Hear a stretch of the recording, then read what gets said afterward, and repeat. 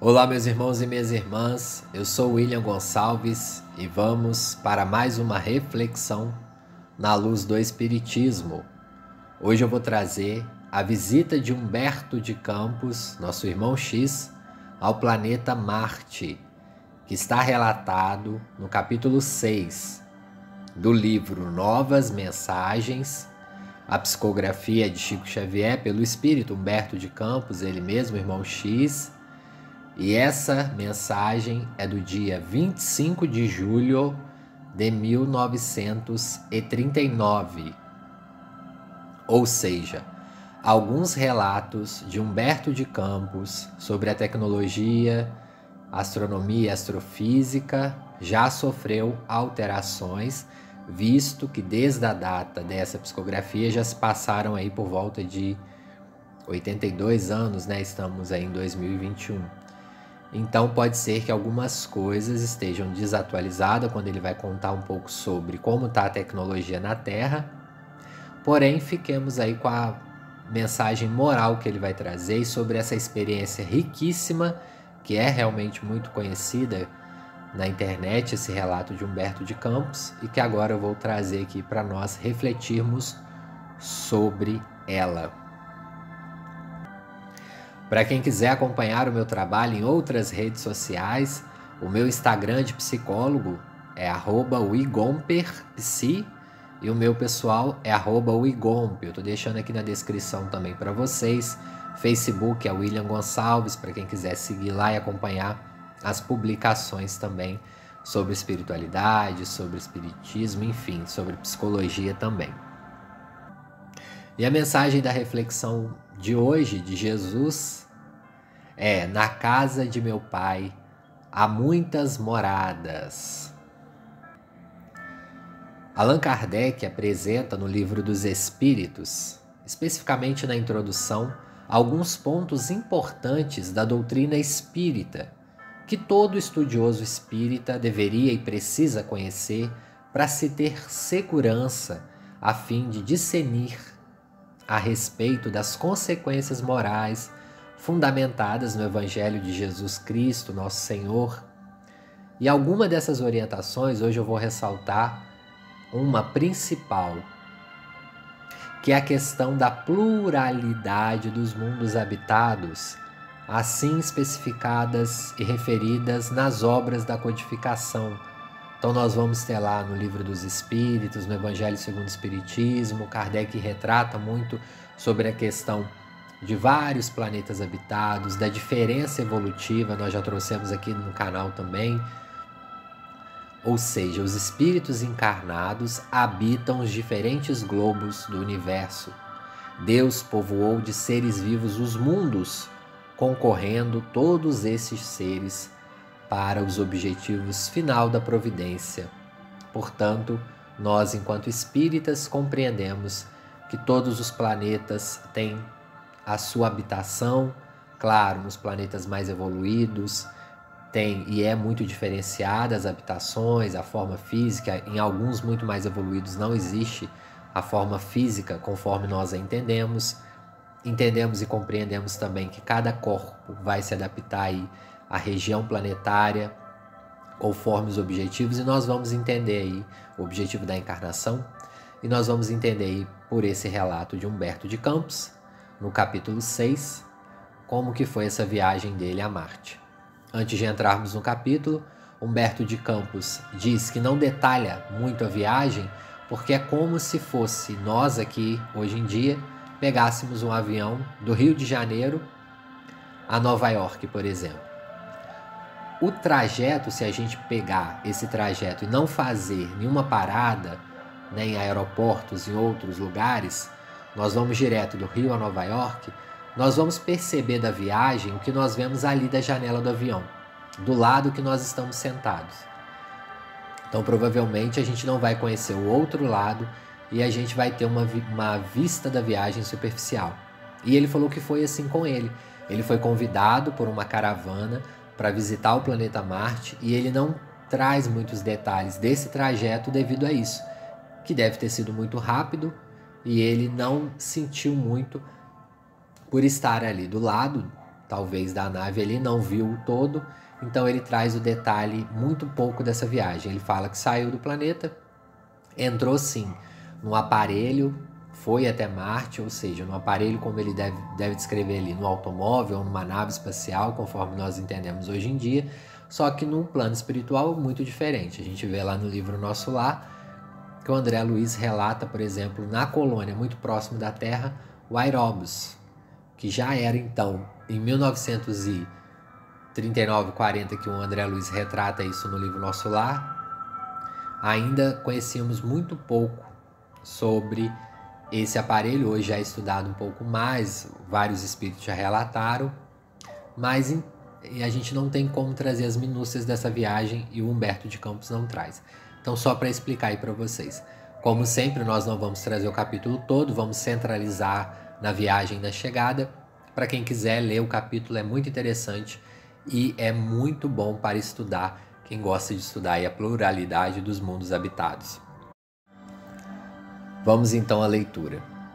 Depois de alguns segundos, chegávamos ao termo da nossa viagem vertiginosa. Dentro da atmosfera marciana, experimentávamos uma extraordinária sensação de leveza. Ao longe, eu divisei cidades fantásticas pela sua beleza inédita, cujos edifícios, de algum modo, me recordavam a Torre Eiffel ou os mais ousados arranha-céus de Nova York. Máquinas possantes, como se fossem movidas por novos elementos do nosso hélio, balançavam-me aos pés das nuvens, apresentando um vasto sentido de estabilidade e de harmonia entre as forças aéreas. Aos meus olhos, desenhavam-me panoramas que o meu espírito imaginara apenas para os mundos dos ideais da mitologia grega, com os seus paraísos cariciosos. Aturdido, interpelei o chefe da nossa caravana, que se conservava silencioso.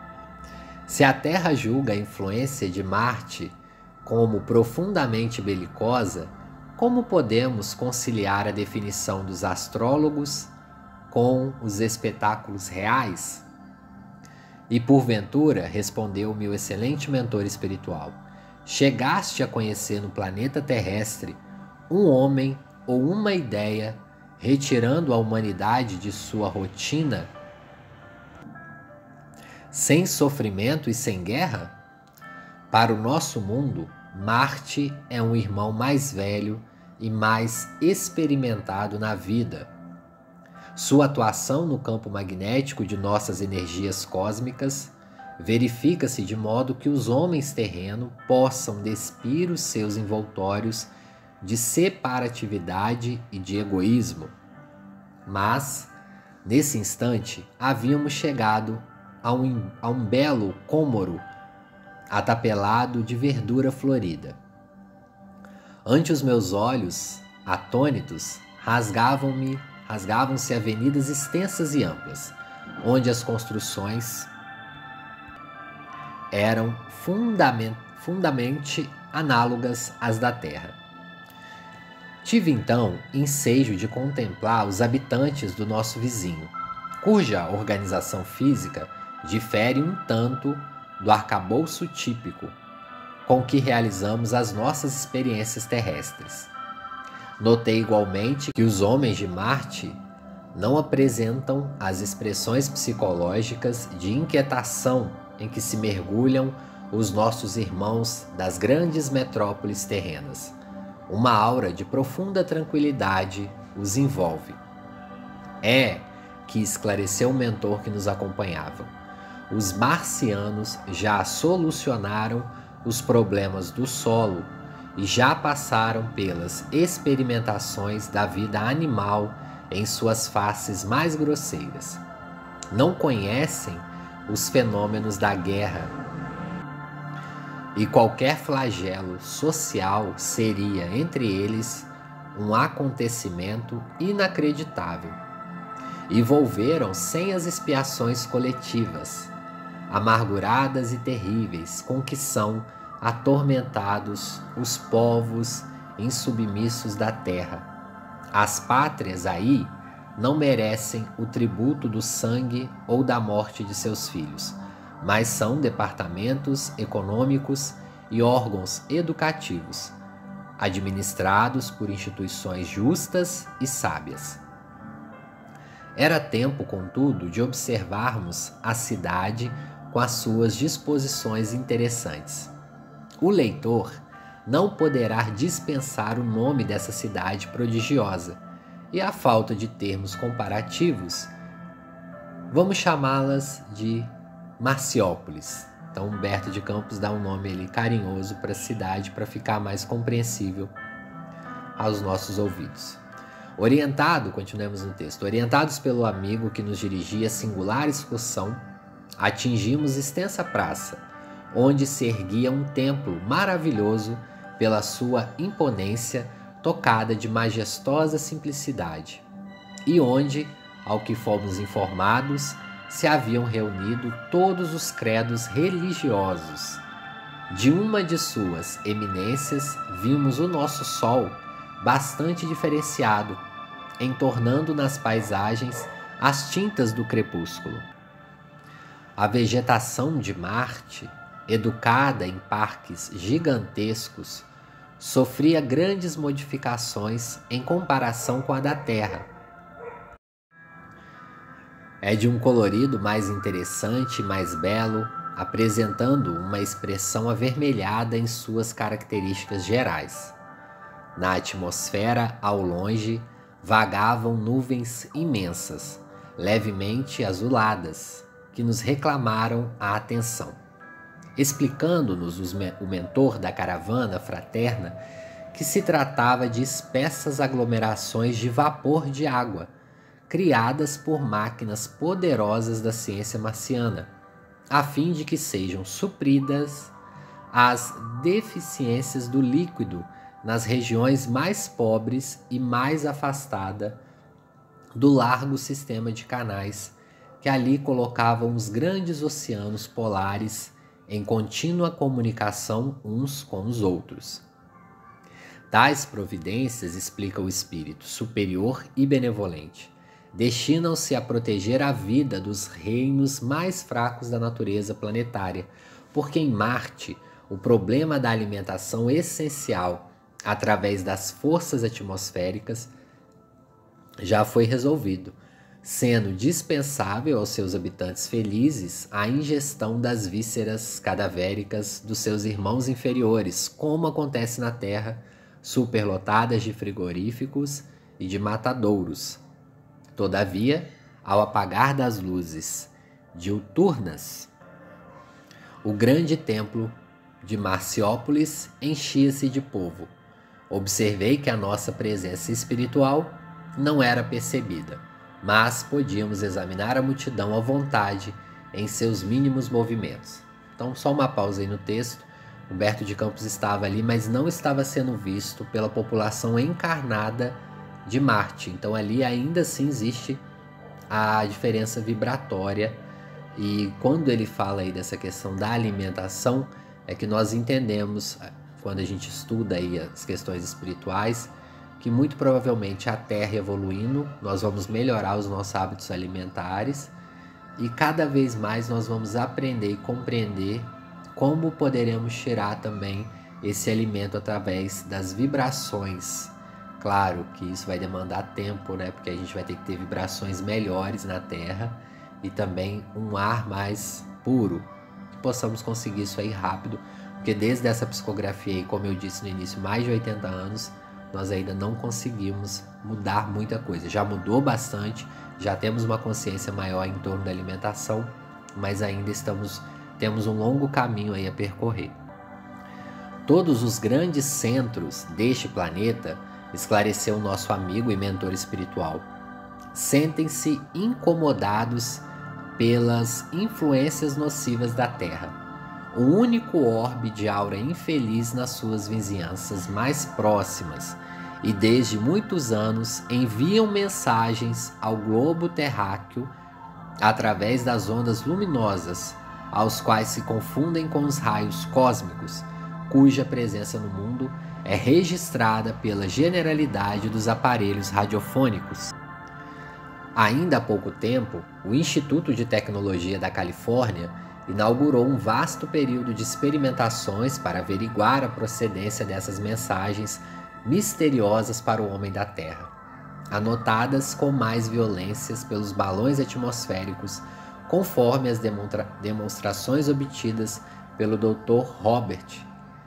as suas experiências científicas. Robert Millikan, A palestra esclarecedora seguia a seu curso interessante, mas os movimentos na praça acentuavam-se sobremaneira. No horizonte surgia uma grande estrela de luz avermelhada, enquanto os 2 satélites marciáticos resplandeciam. Todos os olhares fitavam o céu ansiosamente. Aquela estrela era a Terra. Uma comissão de cientistas iniciou da tribuna maior do santuário uma vasta série de estudos sobre o nosso mundo distante. Então ali vocês percebem que eles estão num templo e os cientistas que vão dar a palestra da noite, no qual ali ele já vai falar que a ciência é unida à religião e que aquele templo não tem vinculação com uma só religião. As religiões, apesar de ter religiões diferentes, elas conversam entre si e se respeitam. Quem sabe um dia a gente consiga chegar a isso aqui no planeta Terra, que seja o mais rápido possível. Aparelhos luminosos foram afixados na praça pública, ao passo que presenciávamos a exibição de mapas quase irrepreensíveis dos nossos continentes e dos nossos mares, teorias notáveis com respeito à situação espiritual do planeta terrestre foram expendidas, entendendo perfeitamente as ideias dos estudiosos que as expunham através da linguagem universal do pensamento. Então ali muita gente questiona aqui, né? Como que os espíritos comunicam? Se lá em Marte pode ser outra língua, enfim. Pela indução do pensamento, Humberto ali estava entendendo tudo e o mentor provavelmente também, que era mais evoluído, devia estar compreendendo ali pelo pensamento e passando para eles as principais ideias. A Terra enviava-nos a sua claridade em reflexos trêmulos e tristes, observando então que os marcianos haviam povoado o seu templo de telescópios poderosos. Enquanto os melhores aparelhos da América possuem um diâmetro de 200 polegadas com a possibilidade de aumentar a imagem de Marte 12.000 vezes, a astronomia marciana pode contemplar e estudar a Terra, aumentando-lhe a imagem mais de 100.000 vezes, chegando ao extremo de examinar as vibrações de ordem psíquica na sua atmosfera. A nossa grande surpresa não parou por aí. Entre os mais avançados aspectos de evolução e de cultura, enquanto a luz avermelhada da Terra tocava a nossa visão espiritual, víamos que todas as multidões do templo se haviam aquietado de leve. A ciência unida à fé representava um dos espetáculos mais belos para o nosso espírito. Vimos então que ao influxo poderoso daquelas mentes, irmanadas no mesmo nível evolutivo pela sabedoria e pelo sentimento, formara-se sobre o santuário uma estrela luminosa, em cujos reflexos desceram do alto um mensageiro celeste. Recebido com as mais intensas vibrações de júbilo divino e silencioso, a figura quase angélica começou a falar depois de uma prece comovedora. Então aí chega um irmão muito evoluído, que ali em Marte, pelo que o Humberto de Campos está falando, todos os encarnados estavam vendo ele. Havia essa possibilidade aí de uma comunicação mediúnica mais ampla. Vamos ver então o que esse mentor fala. Ele vai falar o seguinte: irmãos, ainda é inútil toda tentativa de comunicação com a Terra.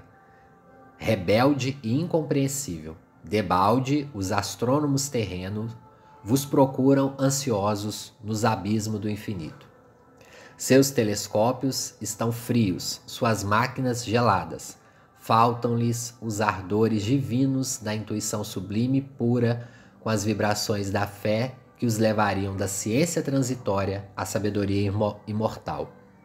Fatigados na impenitência que lhes caracteriza as atividades inquietantes e angustiosas, os homens terrestres precisam de iluminação pelo amor, a fim de que se afastem do círculo vicioso da destruição na tecnocracia da guerra. Lá os irmãos se devoram uns aos outros com indiferença monstruosa. Os povos não se afirmam pelo trabalho ou pela cultura, mas pelas poderosas máquinas de mortifício e de arrasamento. Todos os progressos científicos são patrimônios do egoísmo utilitário ou elementos sinistros de ruína e da morte, enquanto as árvores de Deus frondejam no caminho da vida e do tempo, cheias de frutos cariciosos, as criaturas terrenas consideram-se famintas de violência e sangue. A ciência de seres como esses não poderiam entender as vibrações mais elevadas do espírito. Os vícios de uma falsa cultura casam-se aos vícios das religiões convencionalistas que estacionam em exterioridades nocivas ou se detêm nos fenômenos sem cogitar das causas profundas, esquecendo-se o homem do templo divino do seu coração, onde as bênçãos de Deus desejam florir e semear a vida eterna. Tão singulares desequilíbrios provocam na personalidade terrestre um sentido bestial que lhe corrompem os mais preciosos centros de força e somente agora cogitam as instituições divinas da transição necessária, a fim de que a vida na Terra se efetive com o sentido da verdadeira humanidade, ali conhecida tão somente na exposição teórica de alguns espíritos insulados. Irmãos, contemplemos a Terra e peçamos ao Senhor do Universo para que as modificações precisas ao seu aperfeiçoamento sejam menos dolorosas ao coração de suas coletividades. Oremos pelos nossos companheiros iludidos nas expressões animais de uma vida inferior, de modo que a luz se faça em seus corações e em suas consciências, possibilitando as vibrações recíprocas de simpatias e comunicação entre os dois mundos. A multidão ouvia-lhe a palavra atenta e comovida, e nós lhe escutávamos a exortação profunda como se fôramos convocados de longe pela harmonia mágica da lira de Orfeu, quando o nosso mentor espiritual nos acordava do êxtase a nos bater levemente nos ombros, nos chamando ao regresso, para ir embora, né? Em todos os lugares, Humberto termina, há os que mandam e vivem e os que obedecem. Na categoria dos últimos, voltamos às esferas espirituais da Terra, como um homem ignorante que fizesse um voo sem escala através do mundo confundido e deslumbrado, embora não lhe seja possível definir o mais leve traço de seu espantoso caminho. Belíssimo texto aí, né, pessoal? E reflete um pouco, né, nos enche aí de emoção e também de vontade que o nosso orbe seja o mais rápido possível, esse orbe de paz, de caminho, de trabalho espiritual, que as religiões sejam mais irmãs, que o respeito esteja mais firme, que o amor que o Cristo nos ensinou cada vez mais se fortaleça. E é claro aí que com essa evolução a gente percebe como que a tecnologia, a ciência, enfim, todas as áreas da ciência, da pesquisa se desenvolve junto e nós temos um planeta mais tranquilo de vivenciar, com pouco ou quase nenhuma violência. E esse é um parâmetro para a Terra, que a Terra vai chegar com a evolução da humanidade, dos espíritos que aqui estão encarnados, com essa missão de melhoramento do planeta, e que nós possamos sempre ser um desses espíritos, melhorando primeiro a nós mesmos, ao nosso ambiente, as pessoas que estão à nossa volta, E é claro, aqueles que têm uma missão grandiosa, melhorando a sua comunidade, o seu estado, enfim, o seu país, para que a gente possa caminhar junto rumo a essa evolução, porque quando a gente ouve uma reflexão como essa, a gente fica com vontade, né, de estar num planeta como esse. Eu agradeço imensamente a quem chegou até aqui, pelo carinho, pela paciência comigo. Curta e compartilha com alguém que você acha que precisa ouvir essa reflexão. Eu já peço também perdão por alguns ruídos que teve na gravação. Mil perdões, mas é porque como a gente grava no final de semana, às vezes, né, como eu já disse aqui algumas vezes, os vizinhos, né, mais próximos daqui estão em casa, reunidos em família, então às vezes aparecem algumas vozes, mas eu peço desculpa e agradeço o carinho e a paciência de todos vocês. Muito obrigado, fiquem com Deus. Até a próxima reflexão. Graças a Deus.